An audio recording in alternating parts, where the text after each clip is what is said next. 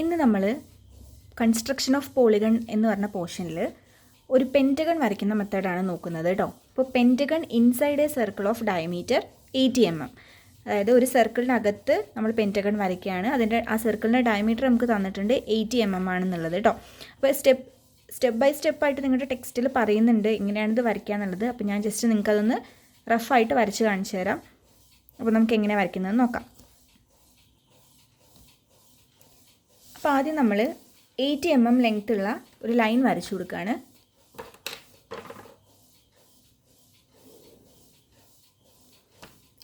Length ഉള്ള ഒരു line വരച്ചിട്ടുണ്ട്. ആ ലൈനിന് ഞാനിത് AH എന്ന് പേര് കൊടുത്തിട്ടുണ്ട്. ഇനി ഞാൻ ഇതിൻ്റെ സെൻറ്റർ പോയിൻറ്റ് മാർക്ക് ചെയ്യുകയാണ്. 80 mm സെൻറ്റർ പോയിൻറ്റ് നമുക്ക് 40 mm കിട്ടും. അപ്പോൾ ഞാൻ അതിവിടെ മാർക്ക് ചെയ്ത് കൊടുത്തിട്ടുണ്ട്. അതാണ് നമ്മുടെ സെൻറ്റർ പോയിൻറ്റ്. ആ പോയിൻറ്റിന് ഞാൻ O എന്നും പേര് കൊടുത്തിട്ടുണ്ട്. ഇനി ഈ O സെൻറ്റർ ആക്കിക്കൊണ്ട് ഈ OA എന്നുള്ള ഡിസ്റ്റൻസ് റേഡിയസ് എടുത്തിട്ട് ഞാനൊരു സർക്കിൾ വരച്ചു കൊടുക്കുകയാണ്.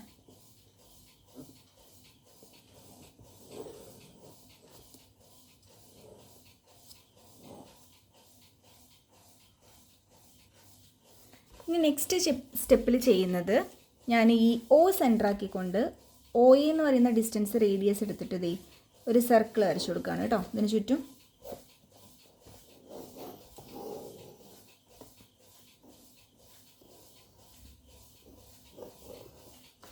അപ്പോൾ നമുക്കിങ്ങനെ ഒരു സർക്കിൾ ഇട്ടിട്ടുണ്ട്.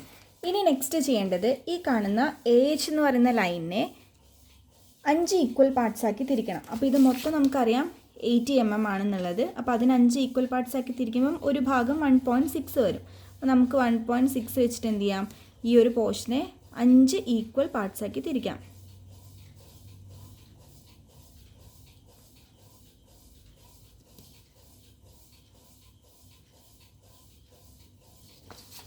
ഞാൻ 5 ഈക്വൽ പാർട്സ് ആക്കി തിരിച്ചിട്ടുണ്ട്. ആ ഓരോ പാർട്ടിനും ഞാൻ ഇവിടെ പേര് കൊടുക്കുന്നുണ്ട് കേട്ടോ.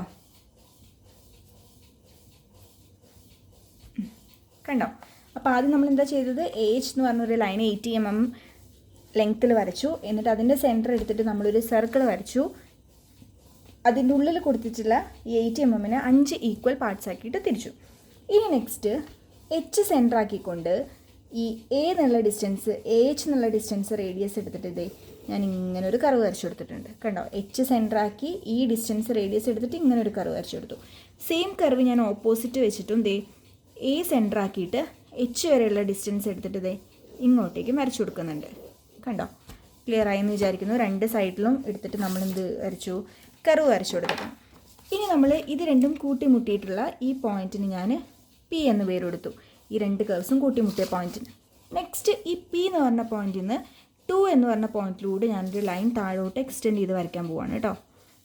P മുതൽ 2യിലൂടെ പാസ് ചെയ്ത് അതിങ്ങനെ വന്ന് ഈ സർക്കിളിൽ ടച്ച് ചെയ്യുന്നത് വരെ ഞാൻ വരച്ചു കൊടുത്തിട്ടുണ്ട്.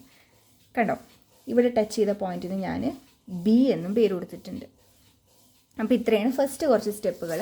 ഇനി നെക്സ്റ്റ് ഞാനിത് ഈ Aയും Bയും തമ്മിൽ കണക്ട് ചെയ്തൊരു ലൈൻ വരച്ചു. ഇതാണ് നമ്മുടെ പെൻറ്റഗണിൻ്റെ ഫസ്റ്റ് സൈഡ് എന്ന് പറയുന്നത്. ഇനി ബാക്കി സൈഡ്സ് നമുക്ക് എന്ത് ചെയ്യാം, ഇവിടെ വെച്ചിട്ട് ഈ സൈഡ് ലെങ്ത്ത് ഞാൻ എടുത്തു. അതിന് നമുക്ക് എന്ത് ചെയ്യാം, ഈ സർക്കിളിൽ കംപ്ലീറ്റ് മാർക്ക് ചെയ്ത് കൊടുക്കാം. ഇവിടെ ഒരു പോയിൻ്റ് വന്നു. നെക്സ്റ്റ് ഇവിടെ നിന്ന് അടുത്ത പോയിൻ്റ് മാർക്ക് ചെയ്തു. നെക്സ്റ്റ് ഇവിടെ നിന്ന് അടുത്ത പോയിൻ്റ് മാർക്ക് ചെയ്തു. ഇനി ഇവരെ തമ്മിൽ കണക്ട് ചെയ്ത് വരച്ചു കൊടുക്കാം. ഈ പോയിൻറ്റും Aയും തമ്മിൽ ഞാൻ കണക്ട് ചെയ്ത് വരച്ചു. അപ്പോൾ നെക്സ്റ്റ് ഒരു സൈഡ് കിട്ടി. അടുത്ത രണ്ട് പോയിൻറ്റുകൾ തമ്മിൽ കണക്ട് ചെയ്ത് കൊടുത്തു. അപ്പോൾ അടുത്ത സൈഡ് കിട്ടി. ഇനി ഈ പോയിൻറ്റും ഈ പോയിൻറ്റും തമ്മിൽ കണക്ട് ചെയ്തു. അപ്പോൾ അടുത്ത സൈഡ് കിട്ടി. ഈ പോയിൻറ്റുകൾ തമ്മിൽ കണക്ട് ചെയ്തു. അപ്പോൾ ലാസ്റ്റ് സൈഡും കിട്ടി. അപ്പോൾ നമുക്ക് ഇതിനകത്തൊരു അടിപൊളി പെൻറ്റഗൺ കിട്ടിയിട്ടുണ്ട്. അപ്പോൾ ഇത് പോയിൻറ്റുകൾക്ക് നമുക്ക് പേര് കൊടുക്കാം. ABCDE. ഇതാണ് നമ്മുടെ പെൻറ്റഗൺ എന്ന് പറയുന്ന ആൾ. അപ്പോൾ ഇതാണ് pentagon inside A circle of diameter 80 mm കേട്ടോ. എല്ലാവർക്കും മനസ്സിലായി എന്ന് വിചാരിക്കുന്നു. Thank you.